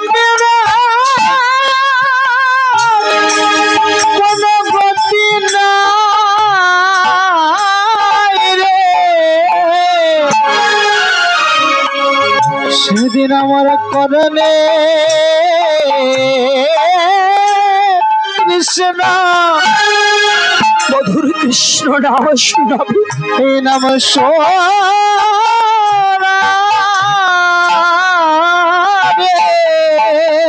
ও বাবা, এই নাম শুধু শিবানন্দের নয়, আমাদের প্রতিটা জীবনে, প্রতিটা জীবের জীবনে মধুমাখা হরি নাম ছাড়া আর কোনো গতি নেই। যদি কোনো পিতা মাতা তার একটা সন্তানকে একটু কৃষ্ণ নাম শিক্ষা দিতে পারে, একটু ভক্তি জীবন শিক্ষা দিতে পারে, প্রহ্লাদের বাবা হিরণ্যকশ্যপ অসুর রাজ হয়েও, অসুর কুলে জন্মগ্রহণ করেও পুত্রকে ভক্ত করে তার ভগবানের চরণ পেল। আমরাও যদি আমার সন্তানকে ভক্তি জীবনে গঠন করাতে পারি, আমার সন্তানদের যদি একটু হরিনাম শিক্ষা দিতে পারি, সেদিন তারাই আমাকে নাম শোনাইবে। সেদিনে তারাই আমাকে নাম শোনাবে। যেদিন আমার যাবার সময় হবে, সেদিন ওই পুত্র কন্যায় আমার নাম শোনাইবে। যেদিন আমার যাবার সময় হবে, সেদিন আমার নাম শোনাবে। বলুন, পুত্র কন্যা টাকা পয়সা যাহা কিছু থাকুক না কেন, সেদিন কোনো কিছু কাজে লাগবে? লাগবে বাবা? কিছু যাবে না। কোটিপতি হন, কোটিপতি হন, খালি হাতে সেদিনে যেতে হবে। কোটি টাকার মালিক হন, কিচ্ছু আসে যায় না, খালি হাতে যেতে হবে। শুধু সাথের সাথী একটু হরিনাম। তাহলে আমাদের প্রতিটা জীবের, প্রতিটা সংসারে কৃষ্ণমুখী না হলে যে সাথের সম্বলে নিয়ে যেতে পারবো না। প্রতিটা সন্তানকে সততা, ন্যায়পরায়ণতা এবং হরিনাম আশ্রিত একান্ত করা দরকার। দরকার আছে কিনা? হ্যাঁ, তা আমরা কি করছি? আমরা কতটুকু করছি?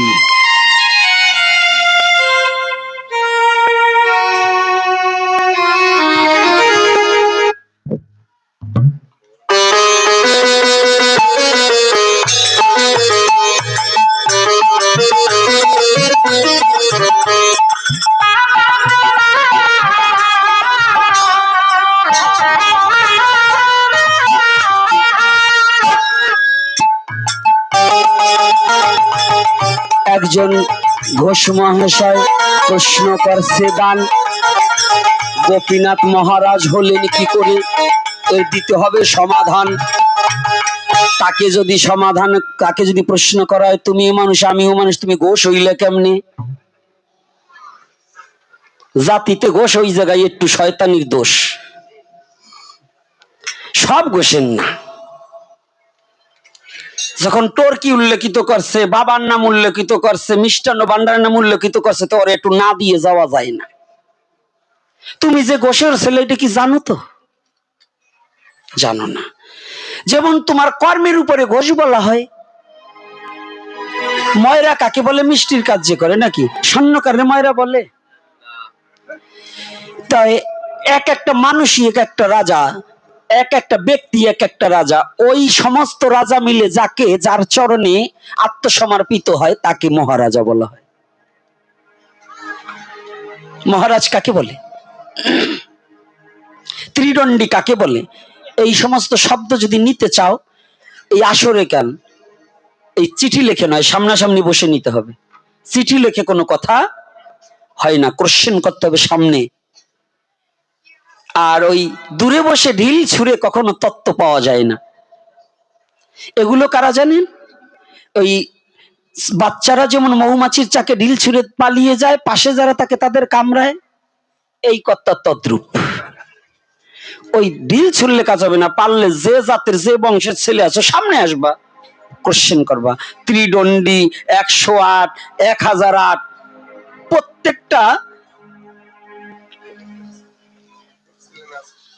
প্রত্যেকটা কথার কিছু না জানলেও কিছু বলবো, বলতে পারবো না তা না, কিছু হয়তো সব জানা নাই, কিছু জানবো, তবে আসতে হবে। যেমন MA পাস না করলে তাকে সার্টিফিকেট দেওয়া যায় না, তো কিভাবে মহারাজ হইলো তোমারে বুঝাবো কেমনে? অবিয়াত মেয়েরে যদি বলা হয় মা একটা সন্তান প্রসবের কেমন যন্ত্রণা, সে বুঝবে? হ্যাঁ, তো এখন মহারাজকেই করে হইলাম, এইটা তোমারে বুঝাবো কেমনে? তুমি আসো, সাধন ভজন, সংসার ছাড়ো, বউ ছাড়ো, মা বাবা ছাড়ো, সাধন ভজন করো, মহারাজ অন্য অন্য বৈষ্ণবের সঙ্গ করো, দেখবা তুমিও মহারাজ কোন সময় যাবা, টের পাবা না।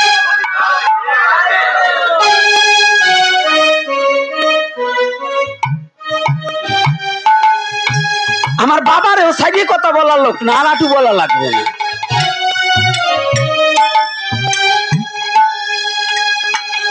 এক ব্রাহ্মণ, ওটা ব্রাহ্মণের মধ্যে পড়ে না, ওটা রাক্ষসের মধ্যে পড়ে না, আমি একটু বলি।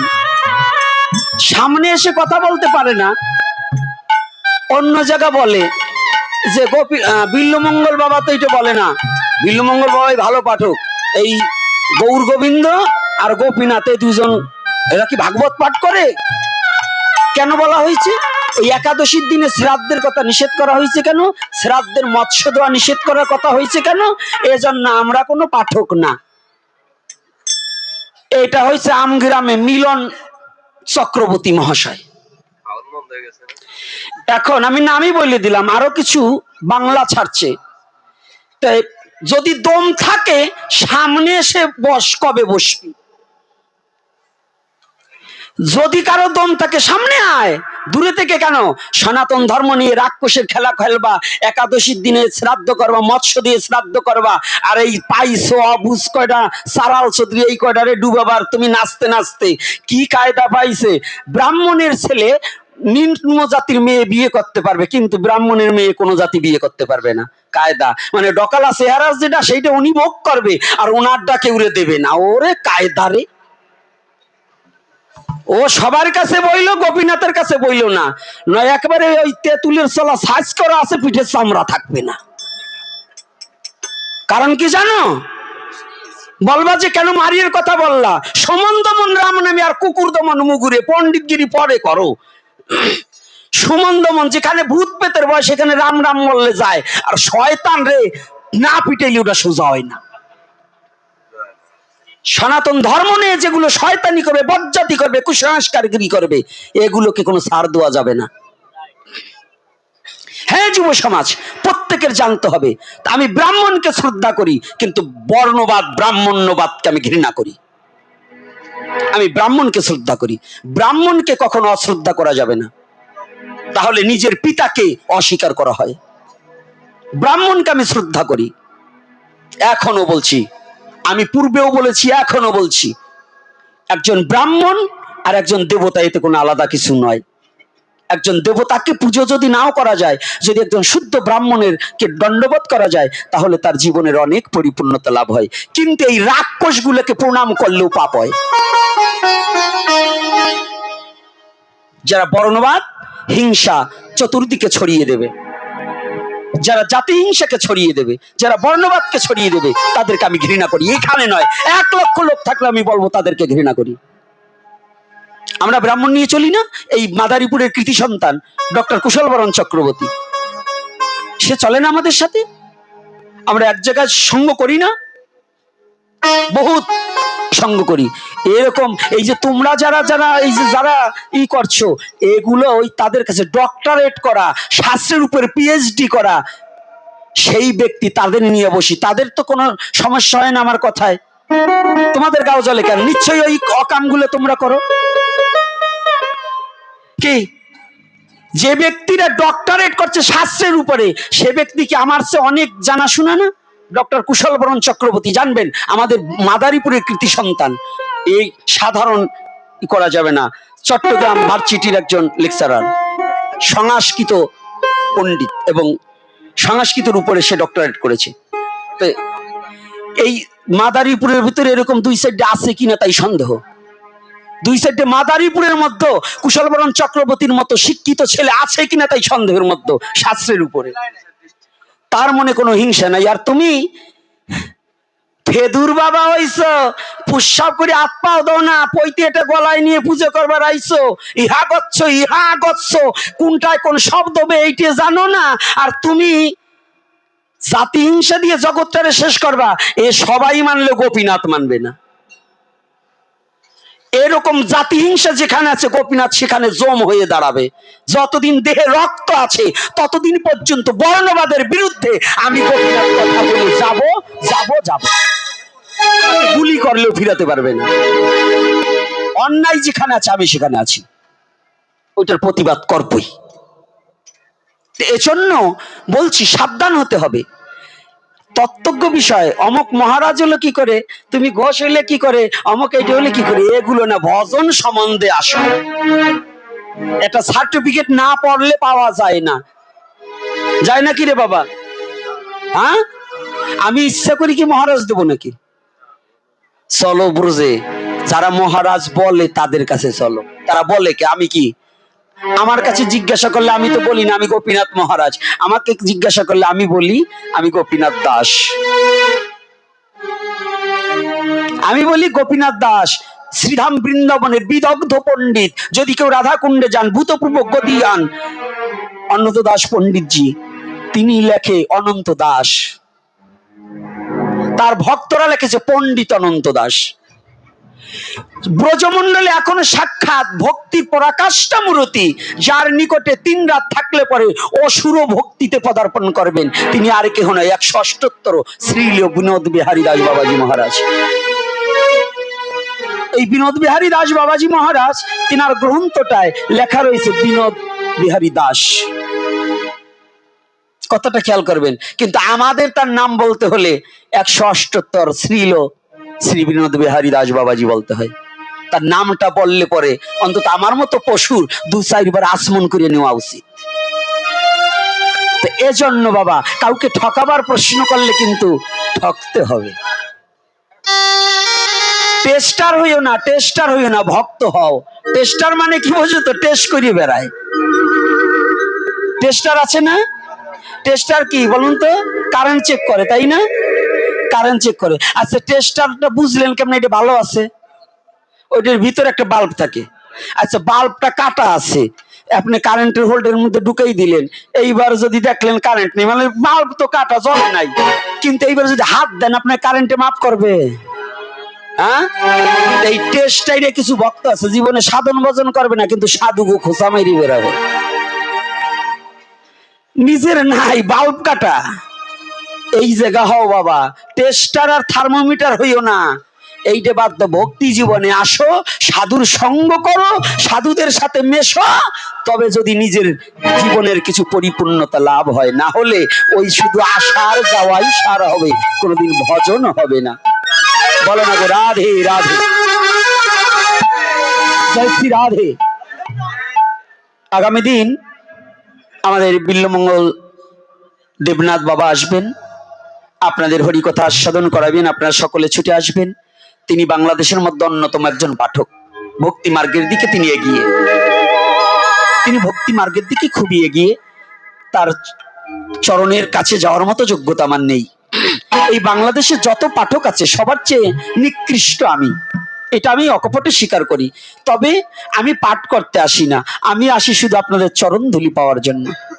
হরিবল হরিবল। আমার যে কুবৃত্ত স্বভাব আছে সেটা যেন দূরীভূত হয়ে যায়।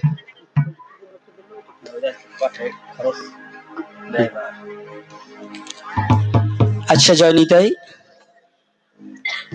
আজকের ভক্ত সেবার আয়োজন করেছে, এখানে কথাটা হবে খরচ না। কি হলো বাবা, এখন শেষ মুহূর্তে কিছু কইও না বাবা, এই খরচ বলা যাবে না। ভাগবত পাঠের ব্যয়ভার বহন, তাও ভাগবতের ব্যয়ভার কেউ আমরা জগতে, তবু একটু ভক্ত সেবার মনস্কামনা করেছে। মৃত সন্তোষ মণ্ডলের একমাত্র ছেলে সজীব মণ্ডল, এই সন্তোষ মণ্ডল ইহলোক থেকে পরলোকে গমন করিয়াছে। আর তার একমাত্র সন্তান সজীব মণ্ডল পৃথিবীতে এখনো ধরাধামে আছেন। আপনারা সকলে একটু আশীর্বাদ করবেন, যিনি চলে গেছেন তিনি যেন ভগবানের চরণে পৌঁছাতে পারে, আর যে পুত্রটা এই জগতে আছে তার যেন শুদ্ধ প্রেম ভক্তি জাগ্রত হয়, ভগবানের প্রতি যেন নিষ্ঠা ভক্তি জাগ্রত হয়, সে যেন রোগ শোক দূরীভূত হয়ে এই পৃথিবীর মাঝে যেন ভক্ত সঙ্গ করে সে যেন ভগবত প্রেম উপলব্ধি করতে পারে।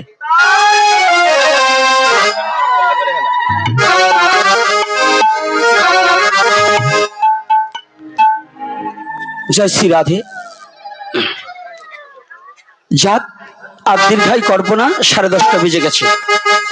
কারণ আমাদের দ্বারাও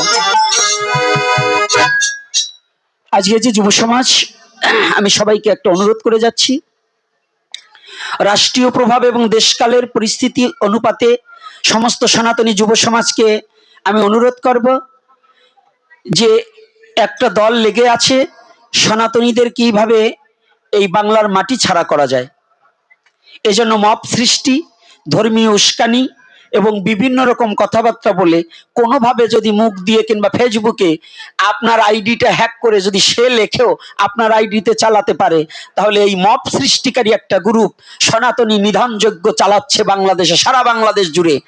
এইটা থেকে নিষ্কৃতি পেতে হলে আপনার আমার সবার সচেতনতা অবলম্বন করতে হবে। যুব সমাজের প্রতি আমার অনুরোধ, বাবা প্রয়োজন নেই তুমি যে ধর্মে জন্মগ্রহণ করছো, যে যে ধর্মে জন্মগ্রহণ করেছে তার কাছে তার ধর্মটাই শ্রেষ্ঠ মনে করতে হবে, আর সমস্ত ধর্ম যে শ্রেষ্ঠ না তা না, তাদেরকে শ্রদ্ধা করতে হবে, কিন্তু কাউকে হিংসা এবং ঘৃণা করা যাবে না। বিশেষ করে সনাতনীদের প্রতি এই বর্তমান সময় প্রেক্ষাপটে একটাই অস্ত্র, লাভ জিহাদ আর মব সৃষ্টি করা। সমস্ত ছেলে মেয়ে নিজেদের আইডিতে আজকাল মোবাইলের মাধ্যমে বিভিন্ন আইডিতে সনাতনী পরিচয় দিয়ে অহিন্দুরাও আইডি খুলে তোমার মেয়ে, তোমার এই যে যুবতী মায়েরা একটা দুটো বাচ্চা হয়েছে যাদের মোবাইলের প্রতি আসক্ত, চরণে হাত রেখে বলছি, এই মোবাইলে আসক্তি থেকে নিজের স্বামীর সংসার একটু মন দিয়ে ভগবানের চরণে একটু নিজেকে নিয়োজিত করা হোক। এবং আমি যুব সমাজকে বলবো, মোবাইলের আসক্তি থেকে একটু ফিরে এসে ভগবত প্রেমে একটু ডুবে যাও, দেখবে জীবনটা ধন্য হবে। আমি এটা কেন অনুরোধ করছি, আমার জাতিকে একটু সচেতন করার প্রয়োজন আছে, আছে তো বাবা? না হলে আমার বিভিন্ন জায়গায় তোমরা জানবে না, ঘরে বসে কিছু নাবালক হিন্দু আছে, এগুলো ঘরের বাইরের নিজের ঘরের কথাও জানে না, অথচ বলে না বাংলাদেশে কিছু হয় নাই, আমরা খুব ভালো আছি। এরকম আছে না? এই যে কিছু জানোয়ার গুলো আছে, ওর মেয়ে নিয়ে যাচ্ছে, ওর বউরে নিয়ে যাবে, তারপরে ও বলবে আমি ভালো আছি। এইটা ভালো নয়। আমার ভালো হচ্ছে সবাই মিলেমিশে বসবাস করা, সবাই যদি মানব জাতি যদি সুখে থাকে তাহলে আমি সুখী। আর যদি ধর্ম নয়, একটা মানুষ যদি অসুখে থাকে, আপনার বাড়ির পাশের একজন মুসলমান বাবাও যদি সে যদি যন্ত্রণা ভোগ করে, দেখবেন তার ছেলে যদি তাকে খেতে না দেয়, আপনার বুঝতে হবে ওই তার ছেলের সাথে আপনার ছেলে মেশলে একদিন আপনার ছেলে আপনাকে খেতে দেবে না। কথাটা বুঝতে পারছেন?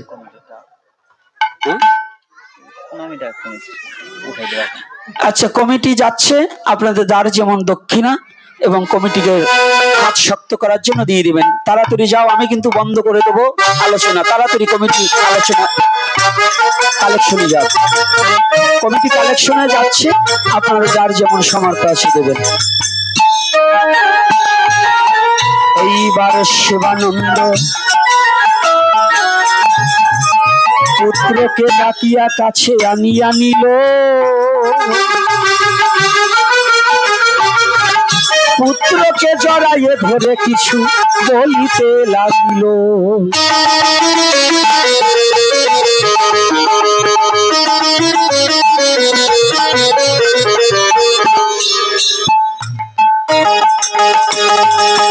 পুত্র পিতা পুত্রের কথার মধ্য দিয়ে পুত্র বুঝিতে পাইল,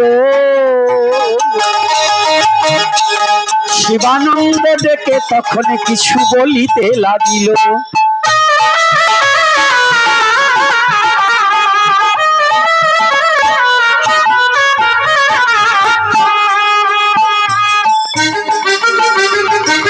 বলছে শোনো পুত্রই আমার, আমি তোমাদের জানাই হরি নাম ভিন্ন জীবের কোন গতি নাই। রাধে হরি বল, হরি বল, হরি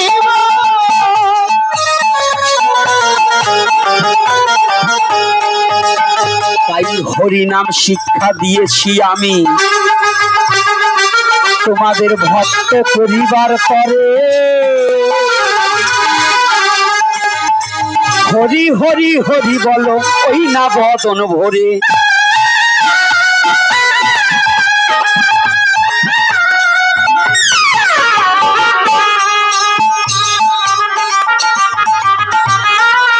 তাই এহেন কথা শুনে শিবানন্দের পুত্র কয় এবার মন্দিরেতে গিয়া চুটি নয়ন ঝরায় তারা হরি বল বলিয়া।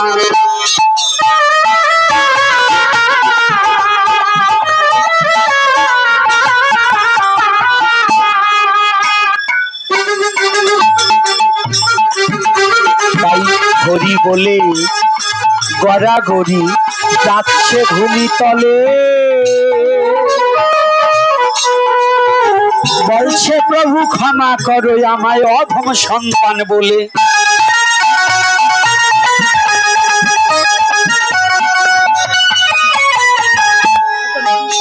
তাই হেন কালে পুত্রগণ পিতার চরণ ধরিয়া বলিতেছে ক্ষমা করো পিতা কাঁদিয়া কাঁদিয়া।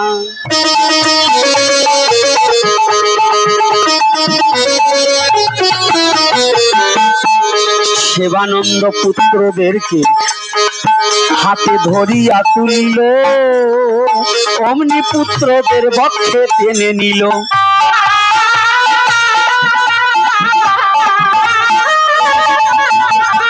পিতা পুত্রের এইখানেতে আজ মিলন হয়ে গেল। প্রেমানন্দে ভক্তগণ একবার হরি হরি হরি বলো। হরি বল, হরি বল, হরি বল, হরি বল, হরি বল, হরি বল, হরি বল। ভক্তদের প্রসাদের ব্যবস্থা আছে, প্রসাদ না পেয়ে কেউ যাবে না। আর আমার আলোচনার মধ্যে অনেক রূঢ় ভাষায় কথা বলেছি, নিজ সন্তান রূপে সকলে ক্ষমা সুন্দর দৃষ্টিতে দেখবেন। আমি আমার জন্য বলি না, জাতির হৃদয়ে একটু অনুপ্রেরণা জাগা।